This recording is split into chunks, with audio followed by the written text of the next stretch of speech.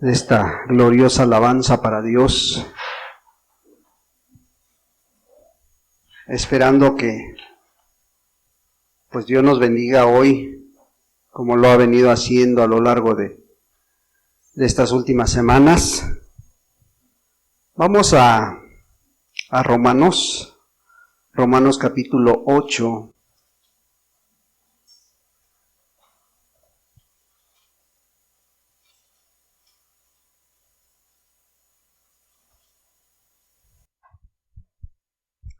Romanos capítulo 8.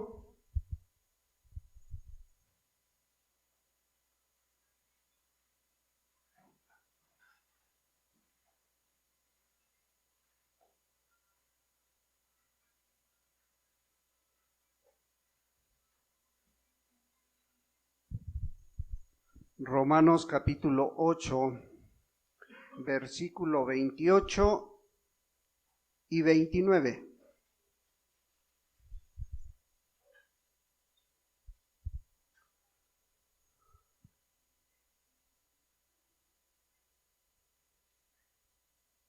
Romanos 8, 28 dice así: y sabemos que a los que aman a Dios, todas las cosas les ayudan a bien. Esto es, a los que conforme a su propósito son llamados. Porque a los que antes conoció, también los predestinó para que fuesen hechos conforme a la imagen de su Hijo, para que Él sea el primogénito entre muchos hermanos. Oremos a Dios. Padre, en el nombre de Jesús, te alabamos, te bendecimos, Dios, te damos gracias, Dios, por esta preciosa alabanza que nos permitiste entonar, disfrutar, ofrecerte en agradecimiento por lo que has hecho a lo largo de esta semana, con cada uno, desde el más pequeño hasta el más grande. Pero ahora, amado Dios, te pedimos la dirección nuevamente de tu Santo Espíritu para que tú nos guíes, tú edifiques nuestra vida a través de esta palabra, Señor. Vengas, infundas fe, Señor, a aquel que probablemente esté fallando la fe, hables a nuestra vida, pongas el orden, ese orden divino que debe de estar en nuestra vida como cristianos, Padre, para poder alabarte, bendecirte, darte toda la honra y la gloria como tú te lo mereces, Señor. Padre, porque tú nos llamaste con un propósito a cada uno. Tú tienes un gran propósito para nuestras vidas, Señor, y queremos entenderlo. Ayúdanos, Señor, da la gracia, la sabiduría, Padre, para poder explicar este tema, Señor, y que salgamos bendecidos todos, Dios. En el precioso nombre de Jesucristo, tu Hijo amado. Amén, Señor. Pues vemos aquí al apóstol Pablo diciendo una gran verdad. Dice, y sabemos que los que aman a Dios, todas las cosas les ayudan a bien. Fíjate qué gran verdad. Sabemos que los que aman a Dios, que dice, todas las cosas les ayudan a bien. Y cuando está mencionando Pablo de todas las cosas, las luchas, las pruebas, las tribulaciones, los problemas, ¿sí? Los problemas conyugales, los problemas con los hijos, pero dice, sabemos que los que aman a Dios, todas las cosas les ayudan a bien. Ahora, en el versículo 29 está diciendo una gran verdad, ¿sí? Porque a los que antes conoció también los predestinó para que fuesen hechos conforme a la imagen de su Hijo.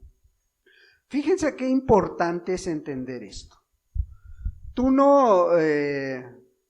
¿Tú cuando fuiste llamado a Jesús? Sí está bien que te arrepentiste, sí está bien que dejaste los pecados, sí está bien que cambió tu vida. Pero el principal propósito y para que se cumpla ese llamado de Jesús, ¿cuál es? El principal propósito es de que tu vida se refleje a la vida de Cristo Jesús. Porque este texto nos los está diciendo, ¿sí? Los predestinó para que fuesen hechos conforme a la imagen ¿de quién? De su Hijo. Tu forma de pensar, tu forma de actuar, tienen que parecerse a Jesús. ¿Qué haría Jesús en tu lugar? ¿Sí han leído ese libro? Está muy, muy hermoso. ¿Qué haría Jesús en tu lugar? ¿Verdad? Bueno, hoy vamos a hablar de un tema que esperamos, hermano, que pues sea de bendición en tu vida. Y hoy vamos a hablar del orden divino, el orden divino en la vida de un cristiano. Para que tú reflejes a Cristo Jesús en tu vida, tú debes de tener ese orden divino en tu vida.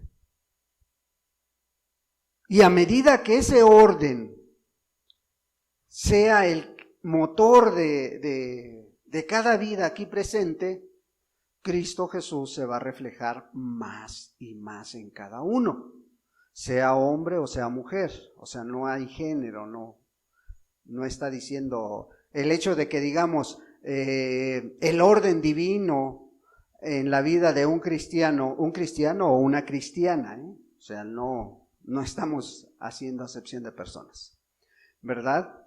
Y para esto vamos a poner en la pantalla una imagen, ¿sí? Una imagen que nos va a dar una idea de lo que vamos a estar hablando hoy. Porque hoy en día, hermano, hoy en la vida de esta sociedad, hoy en la vida de las personas, debe de haber un orden. Debe de haber un orden físico, ¿sí? Moral, emocional y espiritual. Debe de haber ese orden. Porque si tú no cuidas tu cuerpo físicamente, pues tarde o temprano tu cuerpo te va a dar lata. No va a funcionar bien. ¿Sí? Y además, como cristiano, dice la palabra de Dios que tu cuerpo, nuestro cuerpo es templo del Espíritu Santo. Entonces, ¿qué tenemos que hacer? Cuidarlo, sí, físicamente es una de las cosas, pero también tenemos que cuidarlo moralmente, ¿sí? Si no nos comportamos moralmente, no vas a caber en esta sociedad. Y si también no cuidas tu mente, tu corazón emocionalmente, no cuidas esas emociones, no vas a actuar racionalmente. Cuando no se está bien emocionalmente, se toman decisiones equivocadas, precipitadas, ¿sí? Y también si tu cuerpo no está bien espiritualmente, dime cómo vas a ser de utilidad en las manos de Dios. O sea, todo lleva un porqué, ¿verdad? Entonces, por eso hoy miraremos ese orden divino en la vida del cristiano, de la cristiana, ¿sí? Hablar del orden divino es poner las cosas como dice la Biblia que deben de ser. Y es ponerlas delante de ustedes. ¿Para qué? Para que cada uno tome sus propias decisiones y vea si en algo está fallando en cuanto al orden divino de Dios. Y vea si en algo no está cumpliendo. Si tú te das cuenta, todo tiene un porqué. No porque lo más importante sea lo de arriba, vamos a descuidar lo de abajo. No. Fíjate. Para que el orden divino sea bien y esté bien firme el fundamento, ¿qué tiene que hacer? Un cristiano, ¿sí? Esta es la vida del cristiano, este es el depósito, ¿sí? Su depósito, la vida de un cristiano. Pero para que haya un orden divino, ¿qué tiene que hacer este cristiano? Este cristiano, para recibir la bendición de Dios, tiene que tener una comunión con Dios, ¿sí? Esa comunión con Dios lo va a llevar a un conocimiento de Dios plenamente, a fin de que el Espíritu Santo fluya a través de esa vida del cristiano, ¿sí? Esta imagen es el reflejo del agua, ¿sí? Este es Dios. Cuando esto está en comunión con el cristiano, ¿qué pasa? Esta agua que simboliza el Espíritu Santo va a llenar este depósito. ¿Sí nos estamos dando a entender? Este depósito, y de aquí parte la bendición hacia los demás. Pero ¿cómo voy a tener lleno ese depósito? ¿Cómo voy a tener lleno esa comunión con Dios?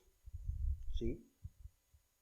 Entonces, el primer paso para tener un orden divino en la vida de un cristiano es la comunión con Dios.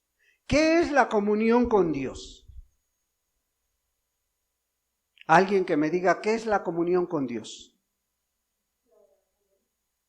La oración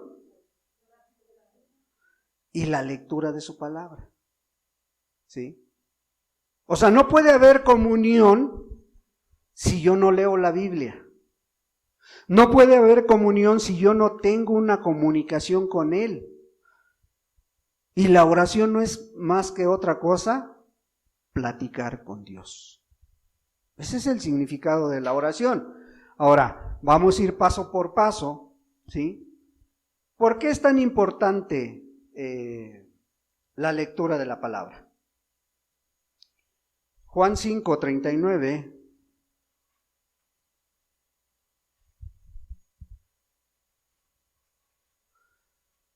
Juan 5:39 dice, escudriñar las Escrituras, porque a vosotros os parece que en ella tenéis la vida eterna, y ellas son las que dan testimonio de mí. Escudriñar, o sea, leer, estudiar, meditar, todo eso abarca escudriñar, ¿sí? ¿Por qué? Porque a través de ellas vas a conocer a que Dios te has acercado, ¿sí? No puedes estar platicando con alguien que no conoces. Y si vas a platicar con alguien que no conoces, no vas a entablar una plática profunda, no le vas a llevar tus peticiones, tus deseos, no le vas a platicar tus cosas que te están afectando o aquellas que te están bendiciendo. Pero si lo conoces,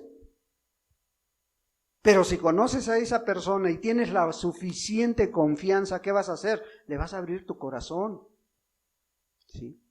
Bueno, Dios es así. O sea, Dios, si tú lo conoces, vas a llegar a entablar una relación íntima con Dios. ¿Cómo? A través de la comunión que tengas. ¿Por qué? Porque lo conoces a través de la Escritura. Dice, ellas son las que dan testimonio de mí, ¿sí? Segunda de Timoteo 3,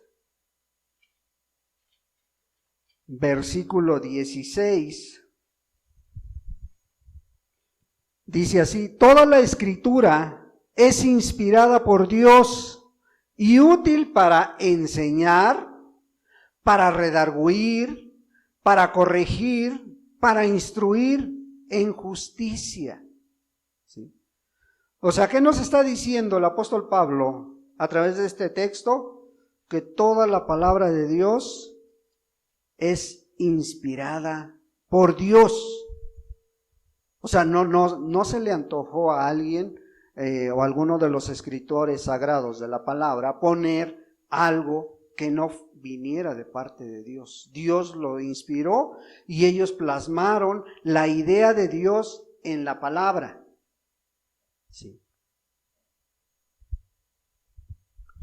Segunda de Pedro 1:21.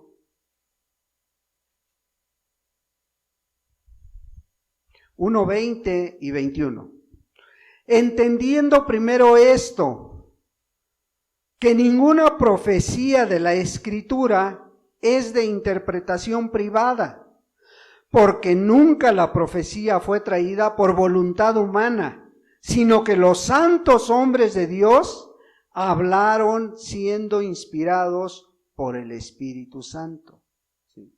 O sea, nunca la profecía que está a través de la palabra fue traída por voluntad humana. No, el Espíritu Santo inspiró a esos hombres sagrados y les dijo: van a poner esto, ¿sí? Y van a hacer esto.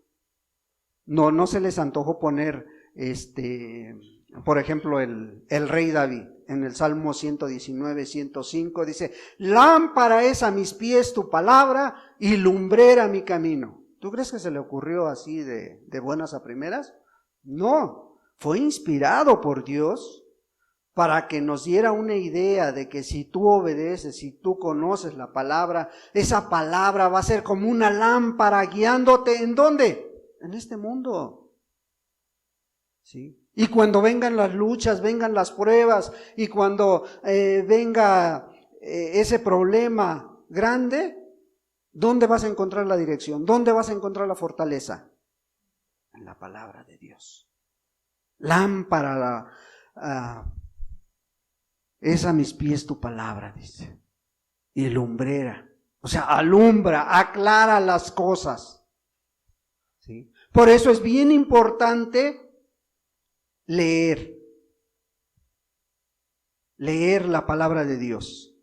Pero no nada más es eso. Para tener una comunión plena con Dios, ¿qué tenemos? Que orar. Orar. Porque a través de la oración Dios nos muestra, Dios nos enseña, Dios nos consuela, ¿sí? Dios nos fortalece. Y también Dios nos puede exhortar a través de la comunión que tengamos con Él. Porque si estás haciendo malas cosas y en oración Dios te llama la atención, va a ser algo muy claro. ¿Sí? Y además, fíjate también para qué sirve la oración. Mateo 26. Mateo 26, versículo 41.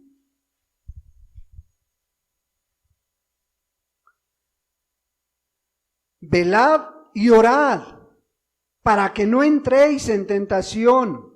El espíritu a la verdad está dispuesto, pero la carne es débil.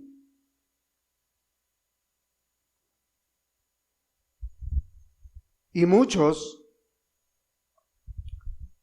no se entiende que la vida del cristiano, la fortaleza del cristiano, está a través de la oración y de la lectura de la palabra.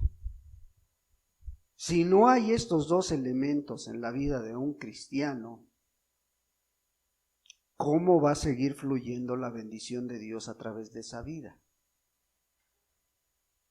¿Cómo va a ser de bendición para los demás? Efesios 6.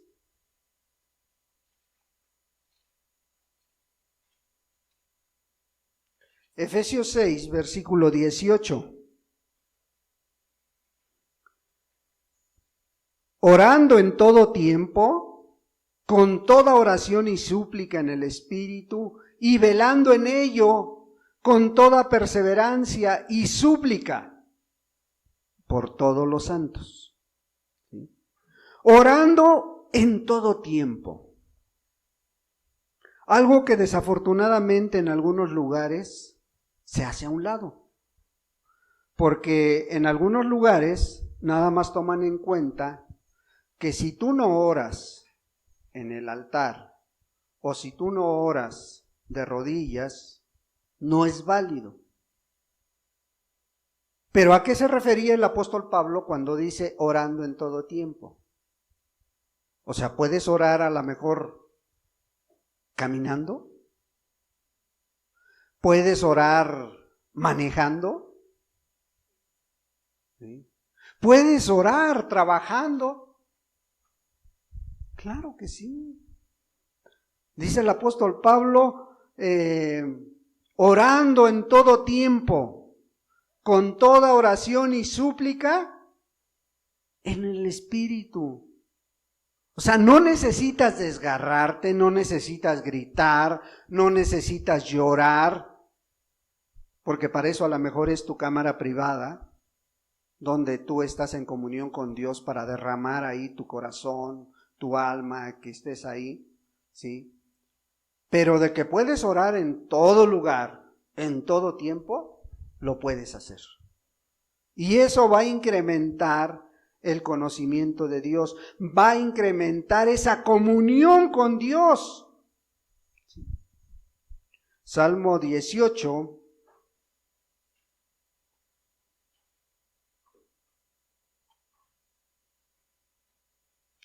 Salmo 18, versículo 6.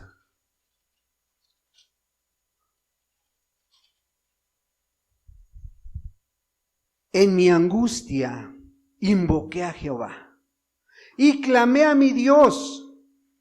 Él oyó mi voz desde su templo y mi clamor llegó delante de él a sus oídos. En mi angustia. ¿Por qué mucha gente dice no creer en Dios? ¿Por qué mucha gente dice no conocer a Dios? ¿Y por qué cuando están bien se olvidan del Creador?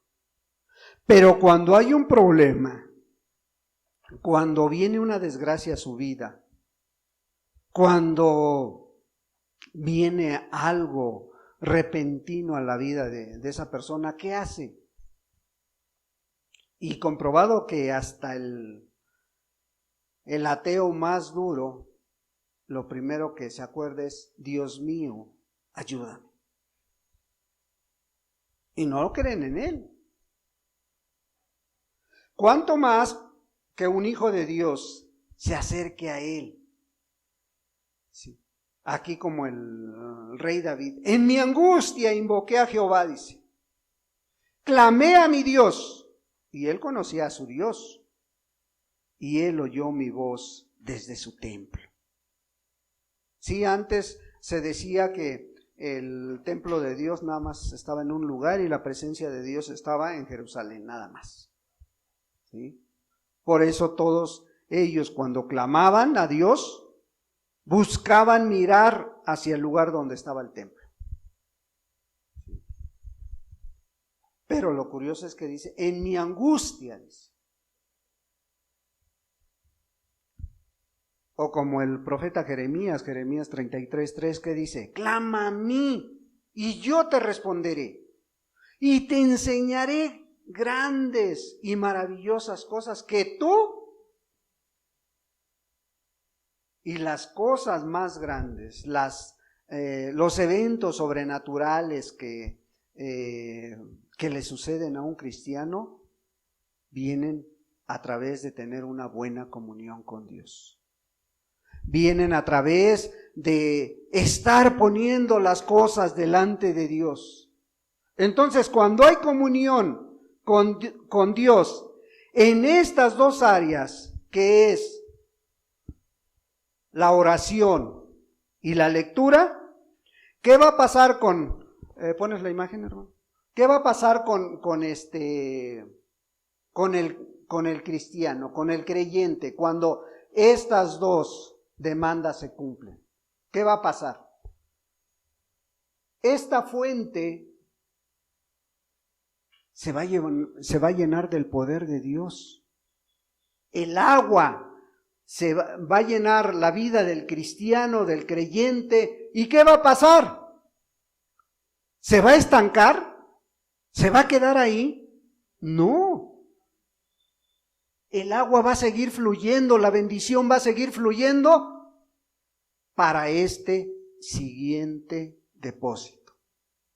Entonces, la primera prioridad del cristiano, el primer orden que el cristiano tiene en su vida es tener una buena comunión con Dios, para que el Espíritu Santo fluya y llene este siguiente depósito. Cuando esta vida del cabeza de hogar, de la hermana que es madre soltera, pero que es cristiana, está llena esta vida, ¿qué va a pasar? Va a trabajar en esta área, ¿sí? ¿Qué es? El siguiente paso es la familia, ¿sí? Porque algunos quieren ser luz aquí o en la calle y oscuridad en su casa. Y el orden divino no es así. El orden divino dice, primero es Dios, la comunión con Dios, y después la familia. ¿Sí? La familia es algo importante para la vida de un cristiano. Es la segunda prioridad, es la segunda prioridad en el orden de un cristiano, ¿sí? Y aquí no nada más está hablando del sustento material, está hablando del sustento espiritual también, ¿sí? Porque aunque sea una madre soltera, tiene la obligación y tiene la responsabilidad de encauzar a su familia al conocimiento de Dios. ¿Cuánto más el varón? ¿Cuánto más el cabeza de hogar? ¿Sí? Porque al final de los días, cuando tú y yo estemos delante de Dios, Dios no te va a pedir cuentas por la iglesia ni por el mundo. Te va a pedir cuentas por tu familia. ¿Sí? Si tú estás haciendo lo necesario porque tus hijos están en edad de crianza, amén. Ya llegará el momento en que ellos tomen sus decisiones. ¿Sí? Pero la prioridad, el segundo orden de prioridad en la vida de un cristiano es la familia. El esposo, ¿cuál es el estándar del esposo para amar a la esposa? Alguien que me diga cuál es ese estándar que Dios ha puesto. Efesios 5:25 dice que el esposo tiene que amar a su esposa como Cristo amó a la iglesia y se entregó por ella. Imagínate el estándar que tenemos como varones, ¿no? Se entregó. ¿Qué hizo Cristo? Bueno, Cristo cuando vio a la iglesia que necesitaba que alguien pagara por su pecado, ¿qué dijo? Aquí está mi vida. Yo pago. Aquí está mi sangre. ¿Sí? Ese es el estándar que Dios ha dejado para nosotros como hombres. ¿Sí? ¿Para qué? Para que te entregues a tu esposa y la ames y la sirvas. en todas las áreas. Y mayormente si eres cristiano, espiritualmente hablando, tú tienes que ser la cabeza de ese hogar. ¿Sí? Entonces, es un estándar muy alto. ¿Sí? ¿Y a la mujer qué le dice? Un texto antes, Efesios 5:24 dice, tienes que estar sujeta a tu marido como a Cristo. ¿Sí? Ahora, este texto muchos lo agarran o muchas lo agarran para tomar como pretexto que obedecen al esposo en todo. En todo, pero hay un pero, hermano. Sí es obedecer al esposo en todo lo que no te lleve a pecar contra Dios. ¿Sí? Porque si tu esposo te dice, a ver, ve a la vinatería y cómprame una caguama, un pomo, ¿le vas a obedecer? Discúlpame, pero ahí no. Si tu esposo, porque dice, yo ya no quiero nada de Dios, ¿sí? Y ya tampoco vas a ir a la iglesia, ¿esto cabe dentro de que esté sujeta a tu esposo? No. ¿Por qué? Porque ahí ya pecarías contra Dios. Porque si no, quita de la Biblia Hebreos, que es 10:25, ¿sí? Que dice que no dejes de congregarte como algunos tienen por costumbre. ¿Sí? Entonces, son los estándares que Dios ha dado, ¿para qué? Para que atendamos a la esposa, al esposo, ¿sí?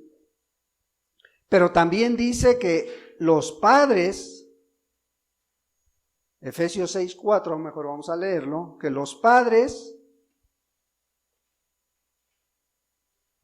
y vosotros padres, no provoquéis a ira a vuestros hijos, sino criadlos en disciplina y amonestación del Señor. Y vosotros, padres, no provoquéis a ira a vuestros hijos, que dice, sino criarlos en disciplina y amonestación del Señor. Y cuando está hablando de disciplina, es disciplina espiritual, pero también física, hermanos. O sea, no podemos engañarnos y dejar, ay, pobrecitos, es que están chiquitos. O pobrecitos, es que ya están grandes. Pero si dependen de ti, si están viviendo en tu casa, tú eres el que pone las reglas. ¿Sí? Tú eres el que dice hasta aquí sí y hasta aquí no. Si ya son independientes, bueno, pues ahí ya es muy diferente, ya no puedes obligarlos. Tampoco puedes obligarlos a que vengan a fuerza a la iglesia. O sea, no. Pero sí tiene que haber ese orden, esa disciplina en tu casa. ¿Sí? Y cuánto más con los que tienen hijos en crianza. Proverbios 23.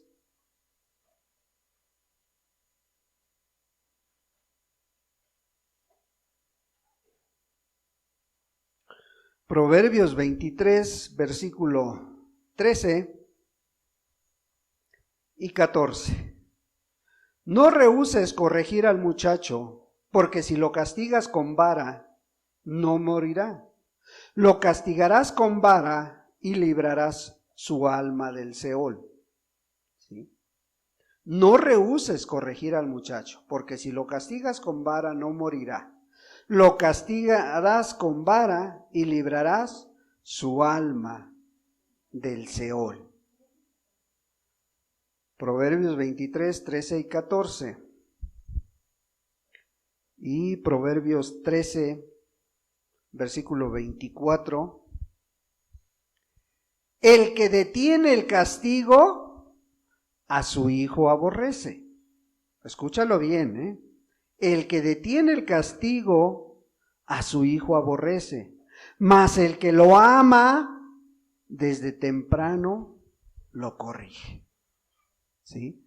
Y es palabra de Dios, y es mandamiento de Dios.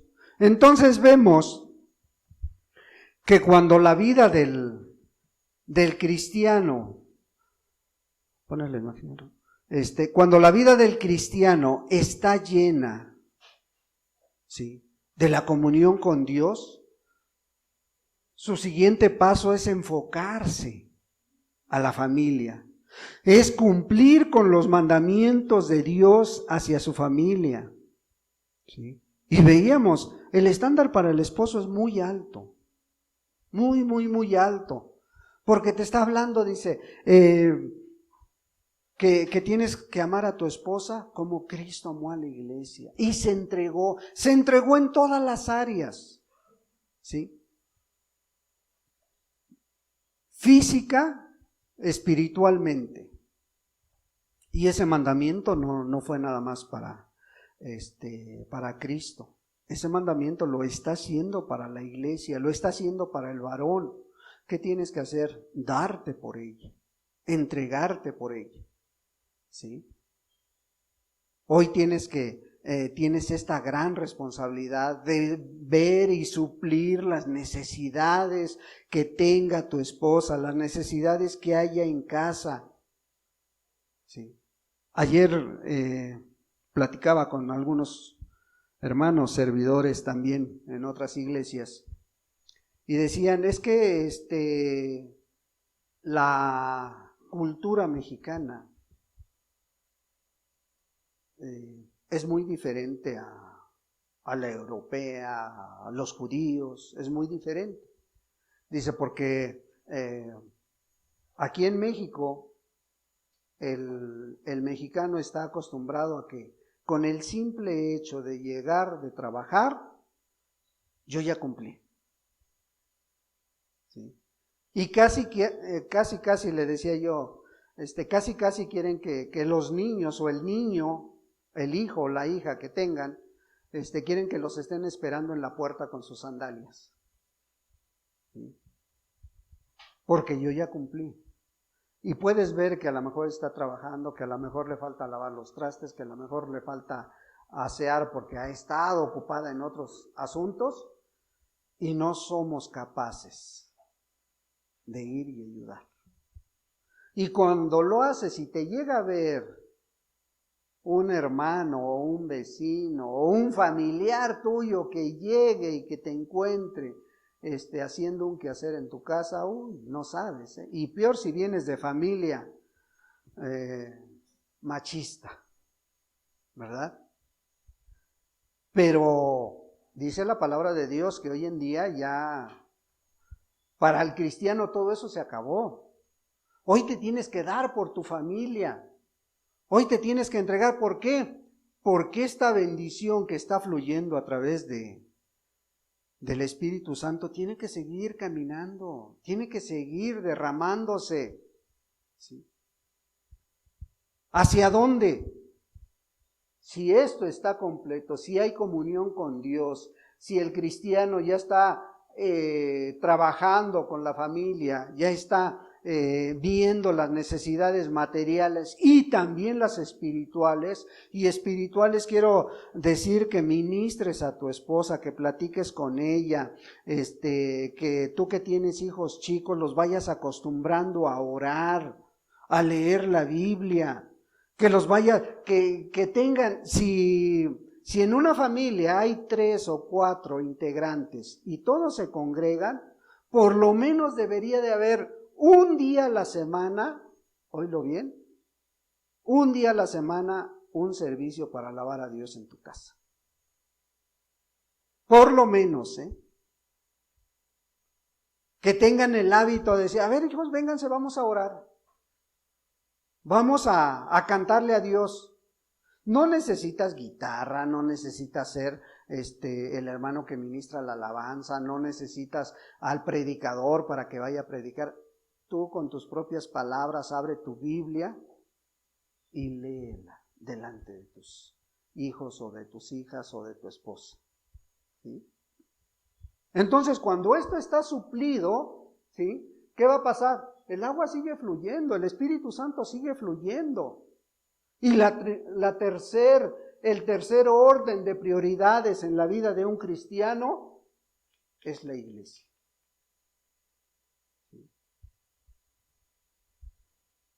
Es la iglesia. ¿Por qué? Porque así lo estableció Dios. Es un orden que Dios ha dejado. O sea, porque si no fuera importante la iglesia, ¿para qué formó las iglesias Dios? O sea, ¿para qué permitió que se formaran? Pero tienen un orden divino dentro de la vida espiritual de un creyente. Tienen ese orden divino.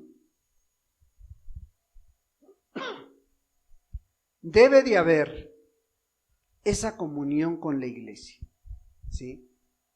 O sea, este hermano o hermana ya trabajó con la familia, pero también tiene que aprender a tener comunión con una iglesia, con un cuerpo de Cristo. ¿Por qué? Porque la Biblia dice, ay del solo.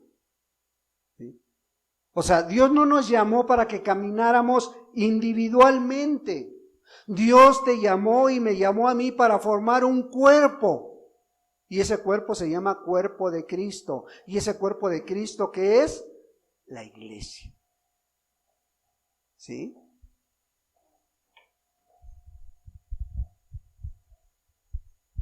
Y en esa iglesia, pues vas a encontrar de todo. Pero fíjate lo que dice la palabra de Dios cuando se formó la primera iglesia, Hechos 2.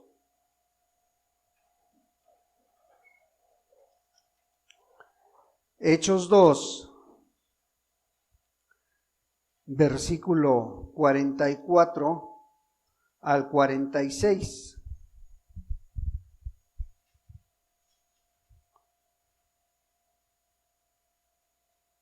Dice así: todos los que habían creído estaban juntos y tenían en común todas las cosas.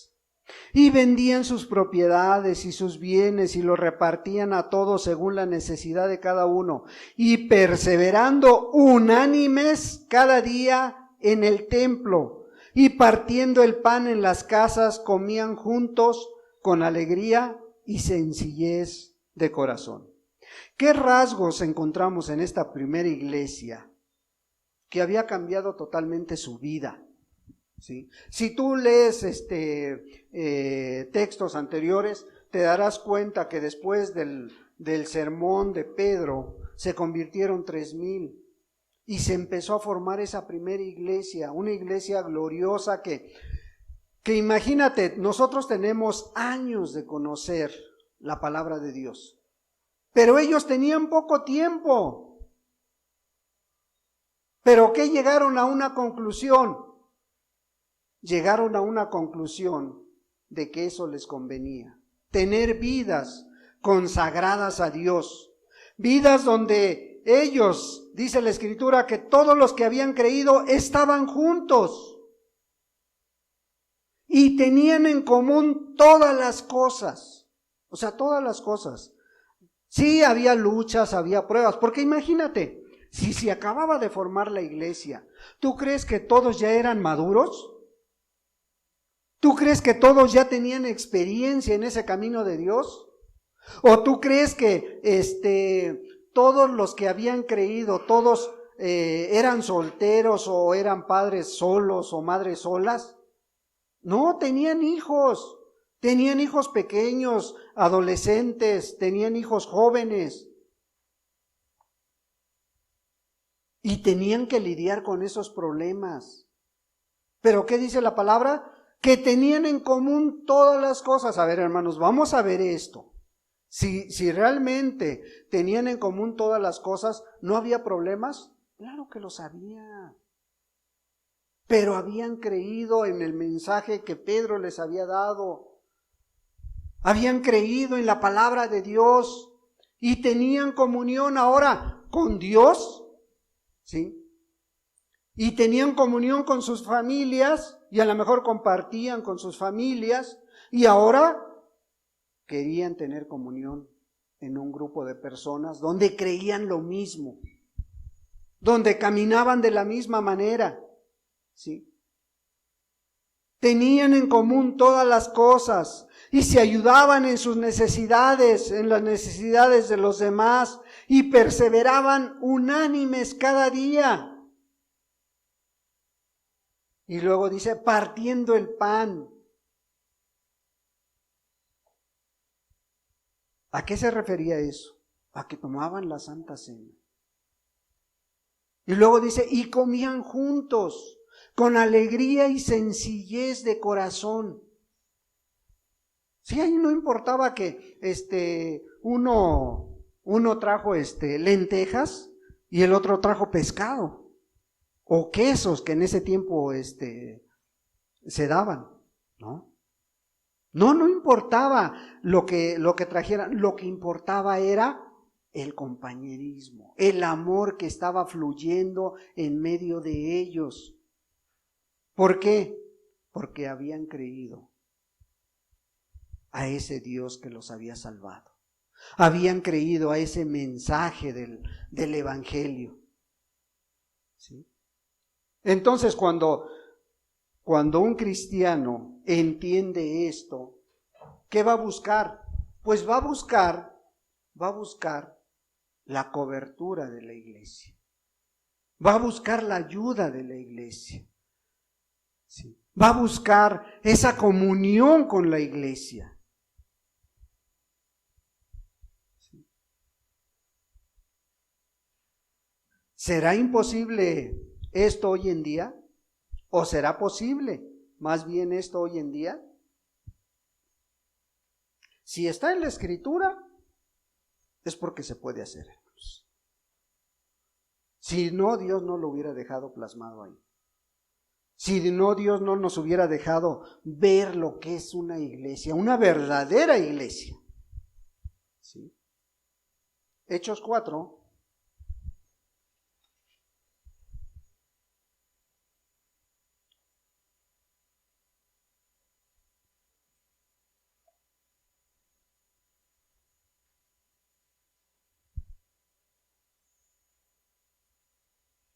Hechos 4, versículo 32 al 34 le vamos a dar lectura. Y la multitud de los que habían creído era de un corazón y un alma, y ninguno decía ser suyo propio nada de lo que poseía, sino que tenían todas las cosas en común, y con gran poder los apóstoles daban testimonio de la resurrección del Señor Jesús, y abundante gracia era sobre todos ellos, así que no había entre ellos ningún necesitado, porque todos los que poseían heredades o casas las vendían y traían el precio de lo vendido. Era algo sobrenatural que estaba ocurriendo. Pero ¿por qué ocurría esto? ¿Por qué los que tenían más, sí, ayudaban a los que tenían menos? Por algo simple y sencillo, hermano. ¿Por qué? Porque mira, el Espíritu Santo estaba fluyendo a través de sus vidas. El Espíritu Santo había llegado a esa primera iglesia, ¿sí? A la vida primero de las personas, después de las familias, y ahora querían formar esa gran sociedad, esa gran sociedad que se llama iglesia, que era algo diferente que no habían visto. Bueno, para la persona que quiere ser cristiano, este es el orden divino.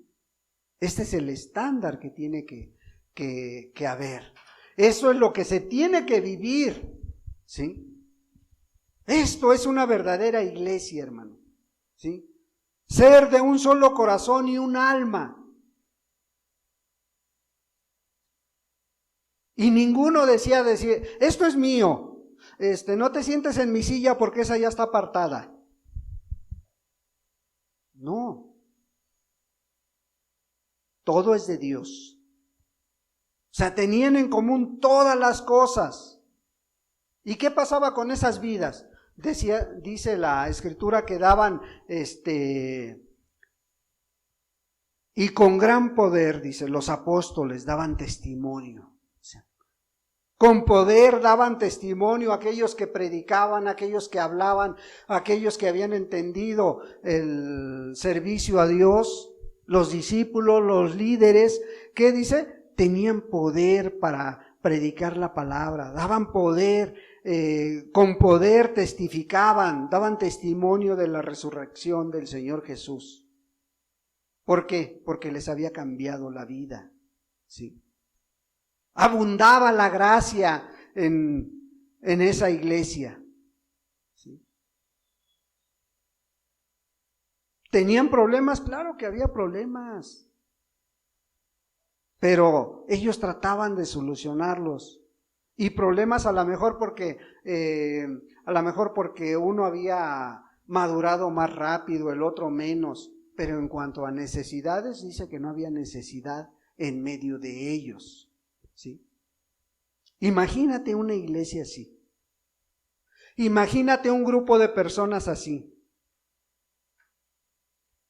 ¿Por qué pasaba esto? Porque el Espíritu fluía a través de cada uno de ellos. No se estancaba. Cada uno de ellos cumplía con su don, con su ministerio. Cada uno de ellos estaba lleno del poder de Dios. Y se derramaba por eso. ¿En dónde? O sea, aquí estamos hablando individualmente. La persona está llena. ¿Y qué pasa? Se derrama esa bendición sobre la iglesia. Sí, ya se derramó sobre la familia. Bueno, ¿se quedaba ahí estancada? No, hermanos. La bendición tiene que seguir fluyendo. ¿Por qué? Porque hay un mundo necesitado de conocer a Dios. Hay un mundo que necesita que estos impacten la vida del mundo. ¿Sí? No es menos importante, ¿eh? O sea, no es menos importante dar testimonio, que el Espíritu Santo siga fluyendo para que este mundo, el que te rodea, ahí en tu trabajo, en tu escuela, con tu familia, que conozcan que tú eres cristiano. ¿Y cómo van a conocer si la bendición de Dios la escondes? O sea, ¿cómo van a conocer que tú eres cristiano si ya estoy? Mi familia, la iglesia, se acabó. Ya no testifico de Dios, ya no predico de Dios. Ya no sirvo a mi vecino. Es que son bien tremendos, no los conoces. Son bien borrachos, son bien drogadictos, ponles el nombre que quieras. Pero Jesús no vino a los justos, no vino a los sanos. Vino a los pecadores y vino a los enfermos. ¿O no leíamos al principio, en el versículo 29 de Romanos, dice que fuimos predestinados ¿para qué? Para parecernos en la forma de actuar y de vivir a Cristo Jesús. ¿En dónde? ¿Ahí nada más en tu casa? No, en el mundo que te rodea, con los que tratas a diario, con aquellos que te hacen la vida de cuadritos a la mejor. Ahí es donde tienes que dar testimonio. O sea, entonces la última prioridad del cristiano en el orden divino, ¿qué tiene que ser? Tienes que ser luz de este mundo, porque ese es el mandamiento de parte de Dios. Así lo dejó establecido. Mateo 5.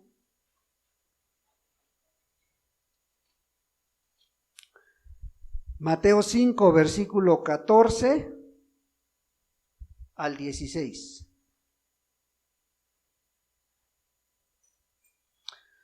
Vosotros sois la luz del mundo. Una ciudad asentada sobre un monte no se puede esconder, ni se enciende una luz y se pone debajo de un almud, sino sobre el candelero, y alumbra a todos los que están en casa. Así alumbre vuestra luz delante de los hombres, para que vean vuestras buenas obras y glorifiquen a vuestro Padre que está en los cielos.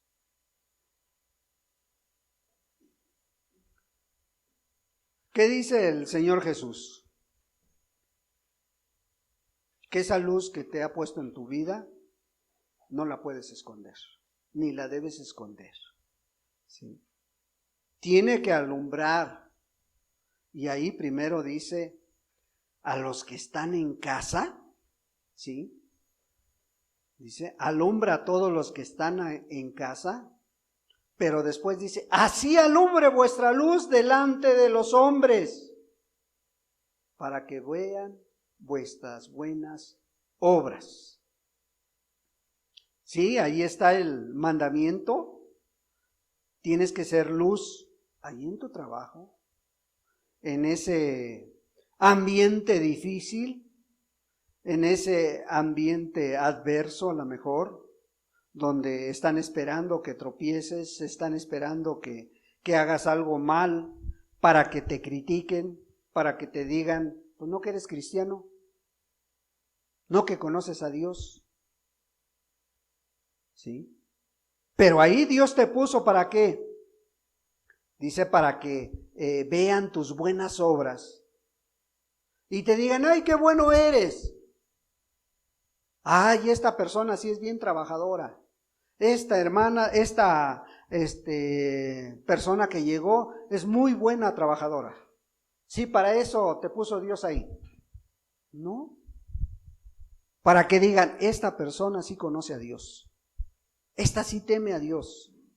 Porque dice, vean tus buenas obras y no te den la gloria a ti. Se la den a Dios. Porque Él es el que cambió tu mentalidad. Porque se los he dicho y no me cansaré de decírselos, un trabajador cristiano en cualquier ámbito es diferente, tiene que hacer diferencia con los demás trabajadores. ¿Sí? Porque a lo mejor los demás no conocen a Dios. Pero tú no lo estás haciendo, no estás ofreciendo tu trabajo para que tu patrón te recompense más o te pague más. Estás haciendo tu trabajo como si lo hicieras para Dios, dice la palabra. Y todo lo que hagáis, dice, ¿sí? Que sea para Dios y no para los hombres. Hasta en eso Dios nos dejó claro, ¿sí? Hasta en eso. Filipenses 2.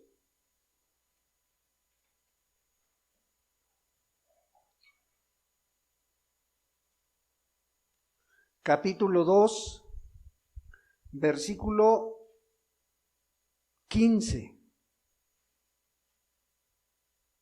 14 le vamos a dar lectura, 15. Haced todo sin murmuraciones y contiendas, para que seáis irreprensibles y sencillos, hijos de Dios sin mancha, en medio de una generación maligna y perversa, en medio de la cual resplandecéis como luminares en el mundo. ¿Ves? Cristo dijo, ustedes sois la luz del mundo. El apóstol Pablo dice, bueno, ahí en medio de ese ambiente perverso, de esta generación maligna y perversa, tu luz tiene que alumbrarles. Tu cristianismo tiene que verse. ¿En dónde?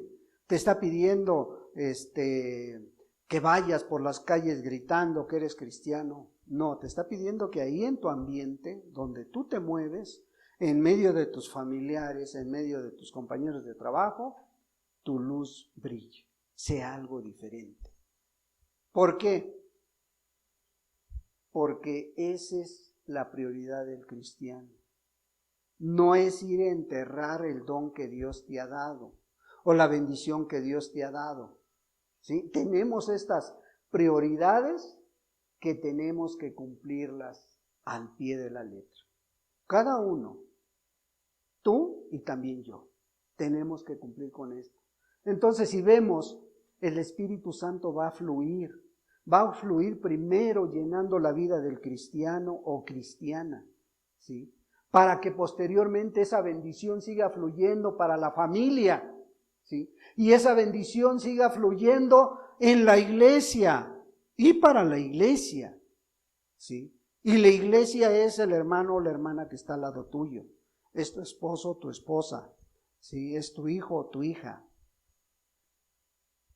Si son iglesia y si no, también tiene que fluir esa bendición. Pero esa bendición no tiene que llevarnos a olvidarnos de un mundo perdido, de un mundo que nos rodea, de un mundo que no conoce a Dios. Porque si no fuera así, hermano, mira, si no fuera así, si Dios sabe que vivimos en una generación maligna y perversa, lo más sano es que te salve y te lleve para el cielo, porque aquí puedes caer, puedes tropezar. Pero dice Romanos que Dios nos llamó, ¿para qué? Para que representemos dignamente a Jesús y que nos parezcamos cada vez más a Él. ¿En qué forma? En su forma de actuar, de pensar, de amar, de servir. En eso tiene que parecerse la vida. Y esa es la diferencia de la vida de los cristianos. Los hijos de Dios resplandecen en medio de esta generación perversa, hermano. ¿Sí? Si un cristiano pone ese orden divino, ese orden de las prioridades en su vida, ¿qué va a pasar? Va a ver la gloria de Dios, hermano. Y si una iglesia vive conforme a ese orden divino, verás la gloria de Dios. Y muchos lo han visto. Y esto no quiere decir que no vengan luchas, que no vengan pruebas, ¿sí? Porque el apóstol Pablo decía, o dice, el apóstol Pablo dice allá en 2 de Corintios 4, dice que estos barros, este cuerpo, son vasos frágiles, hechos de barro. ¿Para qué? Para que la gloria de Dios permanezca. Y puede estar este vaso frágil de barro, puede estar sufriendo, podemos estar atribulados, podemos estar con luchas, ¿sí? Podemos estar caídos, dice, pero no derribados. ¿A fin de qué? A fin de que la gloria sea para Dios, no para nosotros. Perdón. Entonces, ese es el orden que Dios ha dejado establecido para las iglesias. Ahora la gran pregunta sería, ¿y tú cómo estás cumpliendo ese orden? ¿Cómo estás en esas prioridades? ¿Bien? ¿Mal? ¿Regular? Tú lo sabes, tú te conoces. A lo mejor también el que está a tu lado, tu papá, tu mamá, te conoce, si lo estás haciendo o no. Pero este es el orden para un verdadero cristiano que quiere ser útil en las manos de Dios, ¿sí? Y no se puede alterar el orden, hermano. No puedo decir, primero, ok, voy a llenarme de Dios, voy a llenarme de Dios, y esta llenura del Espíritu Santo en mi vida la voy a reflejar en la iglesia. ¿Y la familia? O sea, ¿no la podemos brincar? Ah, no, yo quiero ser útil en las manos de Dios, quiero ser cristiano verdadero para ir a predicar al mundo. y la familia y la iglesia, ¿las pasamos por alto? O sea, no podemos brincarnos el orden divino que Dios ha marcado. ¿Sí? Si no se está haciendo en ese orden, pues hermano, Dios siempre tiene a su tiempo todo. Y si no lo sabías, hoy lo sabes. Si no lo conocías, hoy lo conoces. ¿Sí? Para que no digas en aquel día que estés delante de Dios, a mí me enseñaron a que sea yo cristiano, que sirva yo en la iglesia y que predique yo al mundo. No es así, hermanos. Ese es el orden que Dios ha dejado establecido. Y ese es el orden que tenemos que seguir. ¿Sí, hermanos? Demos gracias a Dios y ojalá, como decía la última alabanza que tocaron, y que vamos a dejar que Dios nos ministre a través de ella, que esa fuente esté brotando en tu vida, hermano. Que esa fuente realmente esté naciendo en ti, hermano. Y lo quisimos hacer de esa manera porque a veces el mirar, el visualizar, llama más la atención e impacta más. ¿Sí? Y ojalá y esa fuente te acompañe a lo largo de tu vida. Esas prioridades tú las pongas delante de Dios y las estés llevando a cabo. Demos gracias a Dios, hermanos. Padre, en el nombre de Jesús te damos muchas gracias, Dios. Ahora permite, amado Dios, que hagamos nuestra esta fuente, Señor.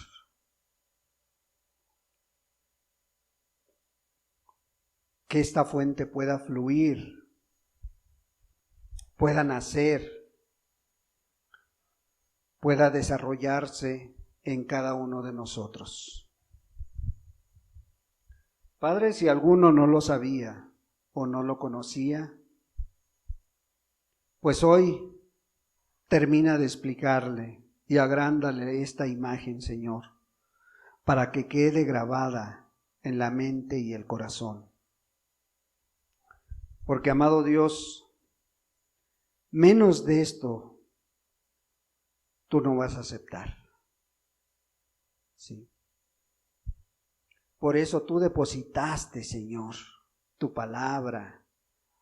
Tú depositaste tu poder en estos vasos de barro para que la excelencia, Señor, sea tuya y no de nosotros, Dios. Sí, estamos a lo mejor en luchas, en pruebas, pero no estamos angustiados, Señor. Estamos en apuros, pero no estamos desesperados, amado Dios. Puede ser que alguno esté siendo perseguido, pero no está desamparado, amado Dios, porque te tiene a ti y tiene a una iglesia detrás de él también.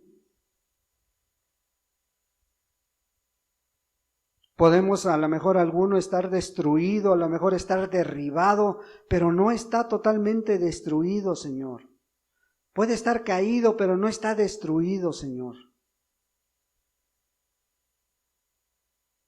Por eso, amado Dios, en esta hora, Señor,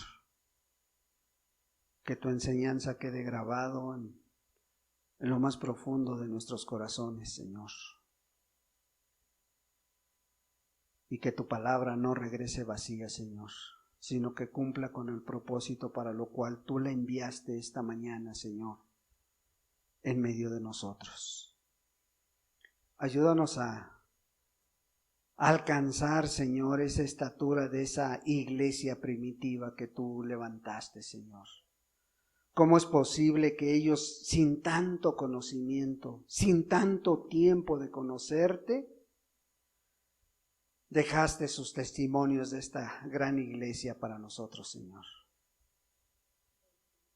Ayúdanos a hacer a un lado todo aquello que nos estorbe aún en medio de nosotros, Señor, para, como tú les dijiste a tus discípulos, que en esto los iban a conocer, en el amor que se tuvieran los unos a los otros.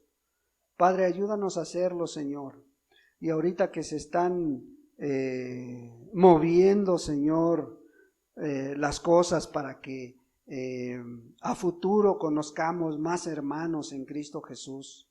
Padre, yo te ruego que seas tú en medio de nosotros, Señor.